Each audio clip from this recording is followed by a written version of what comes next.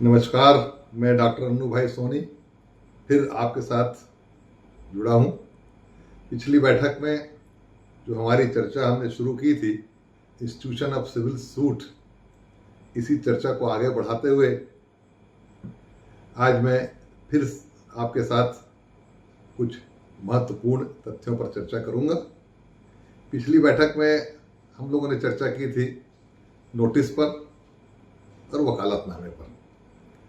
Notice के बारे में मैंने आपको बताया था कि ये एक प्रकार से मुकदमेबाजी को हतोत्साहित करने के लिए और ये इस विचारधारा के अंतर्गत नोटिस दी जाती है, लीगल नोटिस भी, कि यदि हो सके तो पक्षकारों के बीच नोटिस के आधार पर ही मामले का निपटारा हो जाए, तो अनावश्यक रूप से न्यायालयों का दरवाजा खटखटाने की आवश्यकता नहीं पड़ेगी। उसी नोटिस के परिप्रेक्ष्य में मैं एक बात आपसे शेयर करना उस दिन भूल गया था। वो ये था कि जब आप किसी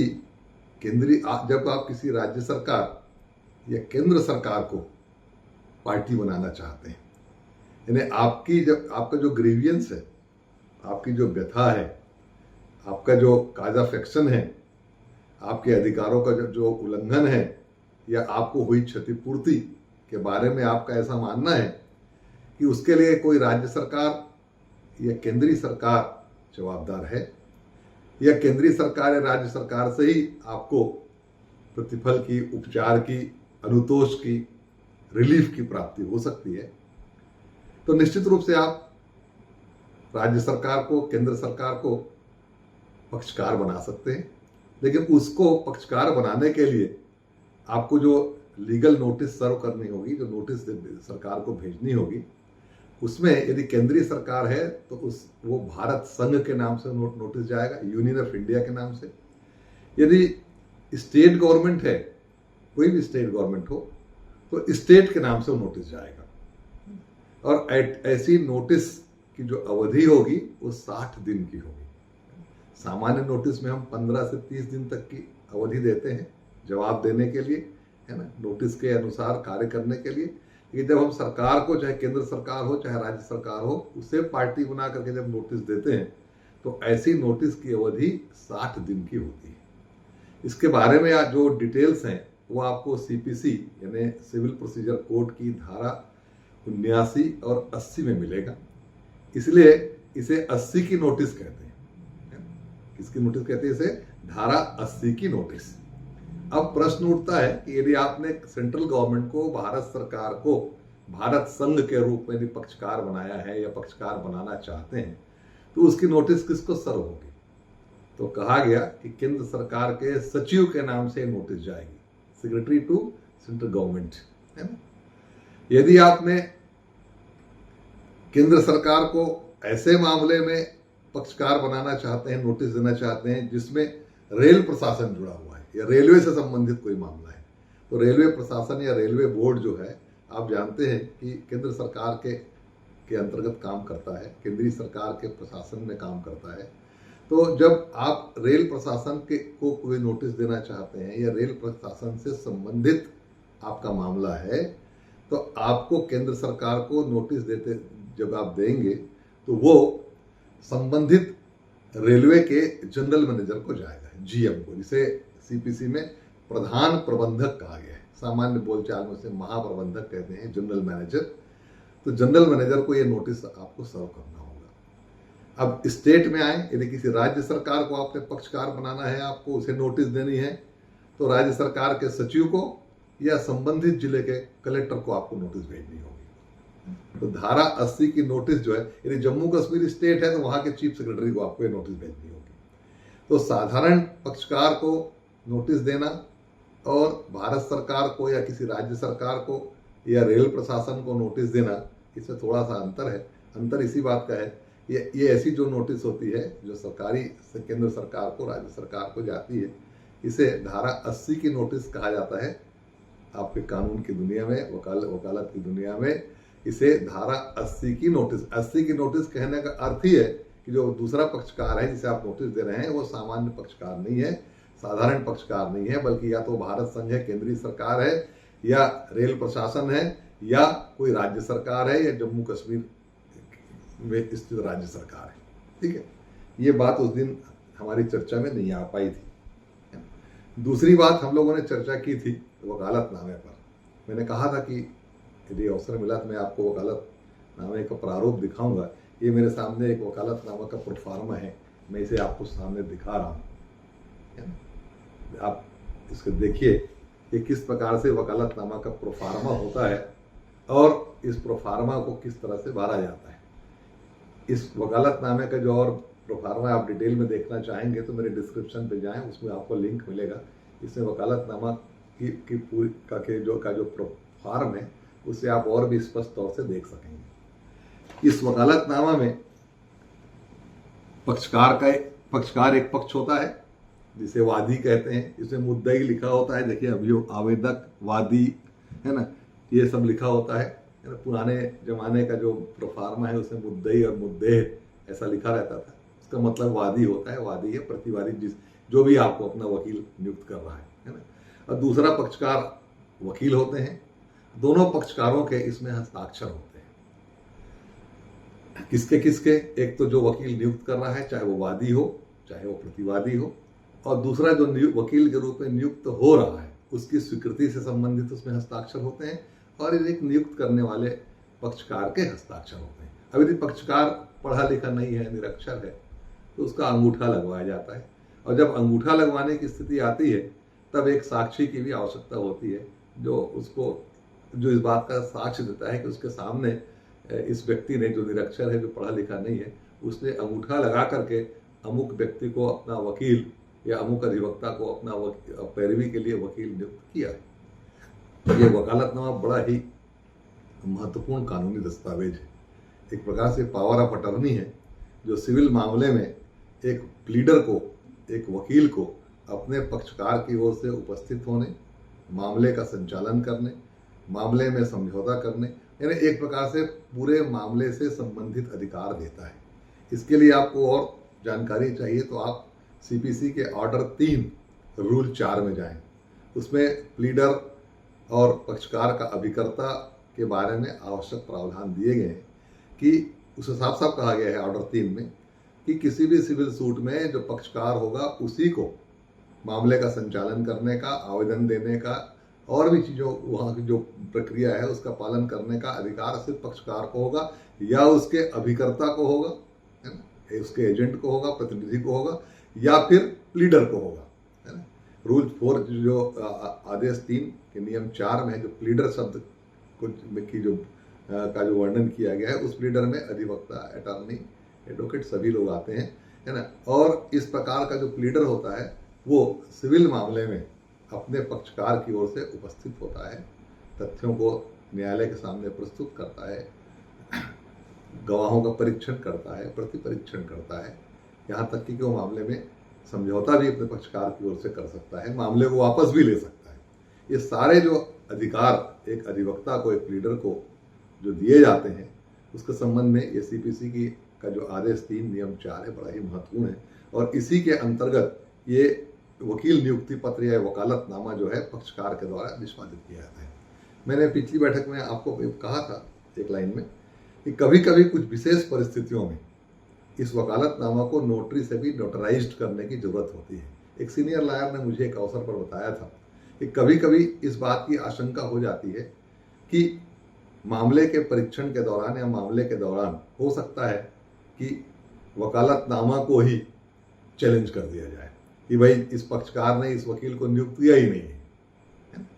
तो इसको बोलते हैं कि वकालतनामा की वैधता, उसका इन्फोर्समेंट, है ना, जब इसी को निश्चित करना पड़ जाए, इसी पर बात आ जाए, तो ऐसी स्थिति में अच्छा होगा कि वो जो वकालतनामा है वो नोटरी से नोटराइज्ड हो। यदि नोटरी के द्वारा उसको नोटराइज किया गया है, उसको निष्पादित किया गया है, तो उसका जो महत्व है बढ़ जाता है ना, उसकी क्षमता बढ़ जाती है। तो इसलिए कभी कभी बहुत ही विशेष परिस्थितियों में इस प्रकार से वकालतनामा को नोटराइज करने की भी आवश्यकता होती है, लेकिन साधारण तौर पर यूँ आप समझिए 99% केसेस में वकालतनामा को नोटरी से किसी भी प्रकार से निष्पादित करने की आवश्यकता नहीं होती।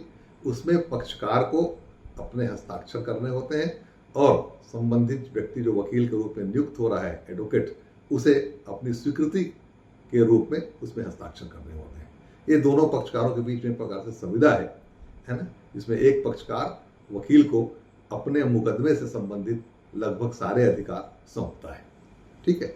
अब इसमें जब आप एक वकील के रूप में काम करते हैं, आप वकालतनामा में दस्तखत करते हैं, तो ये भी जान लें कि वकालतनामा में अधिवक्ता कल्याण की कुछ 50 रुपए के मूल्य की जो टिकट है वो लगाई जाती है। कुछ इसके और भी निर्धारित शुल्क होते हैं, उनका भुगतान किया जाना होता है, और इस प्रकार से ये वकील नियुक्ति पत्र जो है वकालतनामा तैयार होता है। अब इस वकालतनामा के तैयार होने के बाद जो हम चर्चा कर रहे हैं एक के बाद एक कि भाई आप सिविल सूट जब स्थापित करेंगे, सिविल सूट को दायर करेंगे, मामला दायर करेंगे, तो उसके कितने स्टेजेस है। तो हमने पहले देखा कि अपन सिविल सूट क्या है ये देख लें, फिर देखा हमने उसमें उसकी प्रारंभिक प्रक्रिया है कि लीगल नोटिस देंगे, फिर हमने धारा 80 की नोटिस पर आज चर्चा की है ना। इसके बाद आप वकालतनामा तक आए कि वकालतनामा में आप हस्ताक्षर करेंगे, आपका पक्षकार हस्ताक्षर करेगा, है ना। अब आप मामला दायर करने के लिए तैयार हैं।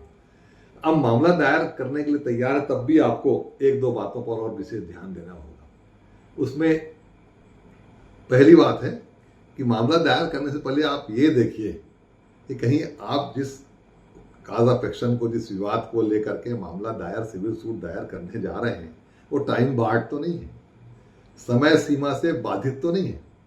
देखिए, किसी भी मुकदमे को दायर करने के लिए, किसी भी वाद को दायर करने के लिए परिसीमा अधिनियम 1908 के अंतर्गत कुछ अवधि बताई गई कि भाई इस अवधि के भीतर आप मुकदमा दायर कर सकते हैं। ऐसा नहीं है कि आपका विवाद पैदा हुआ और आप बड़े आराम से 5 साल तक सोते रहे, अचानक आप जागे और आपने कहा चलिए अभी से मुकदमा दायर करते हैं, नोटिस दीजिए। तो ये कानून जो है आपको इससे मना करता है कि भाई आप समय रहते अपने अधिकारों के बारे में सतर्क हो जाइए, और यदि आपके अधिकारों का उल्लंघन हुआ है तो समय रहते आप मुकदमा या वाद दायर कर दीजिए, है ना। यदि आप लंबे समय तक मुकदमा दायर नहीं करते, वाद दायर नहीं करते, उसकी तरफ से आप सावधान नहीं रहते, तो कानून ये मानता है कि आप जो है ज़्यादा अनुतोष के लिए ज़्यादा इच्छुक नहीं है, और ऐसे व्यक्ति को कानून जो है बहुत एक सीमा तक ही मदद कर पाता है।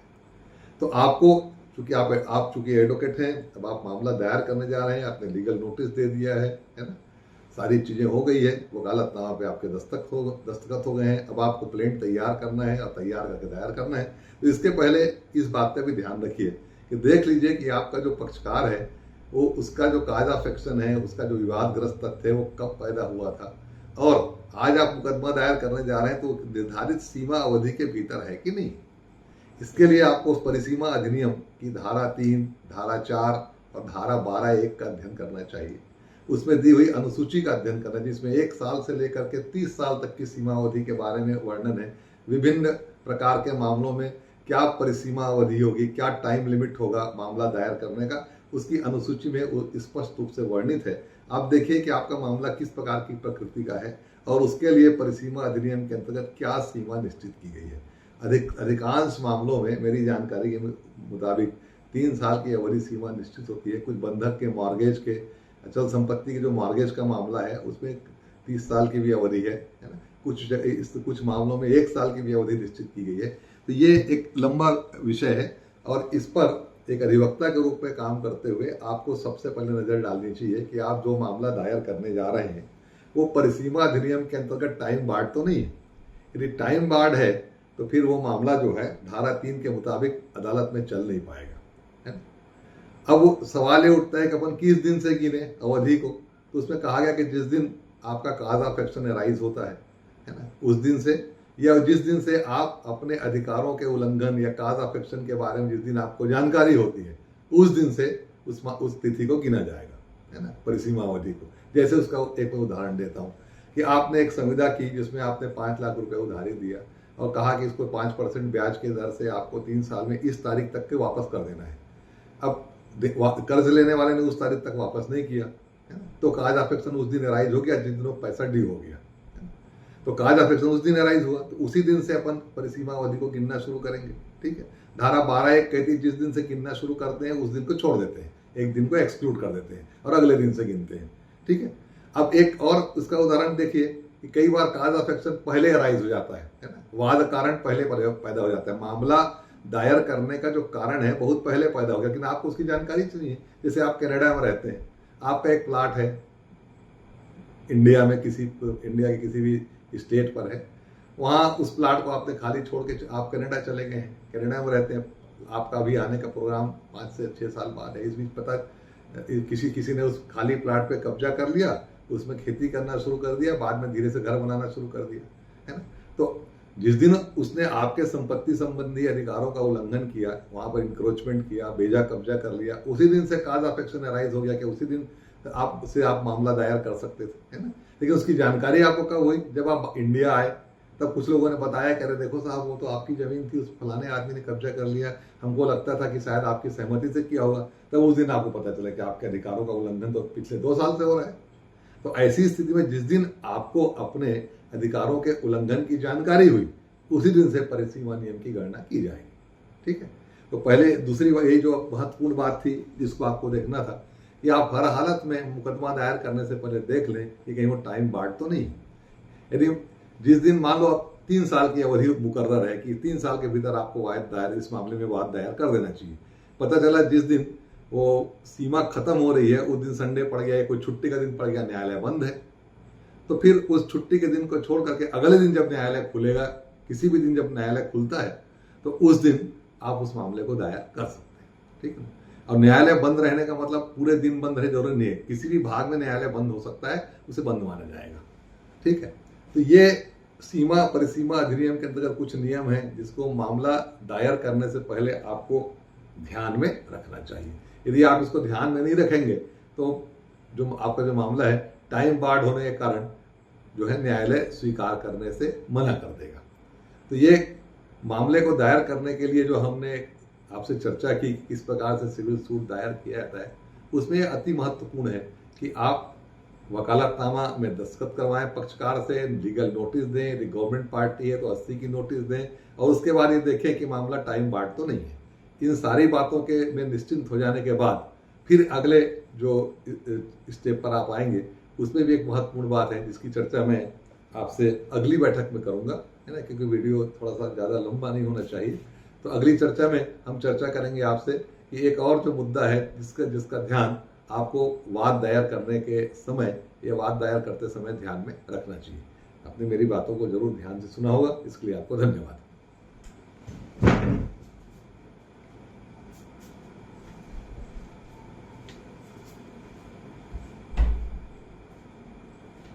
भाई 20 मिनट हो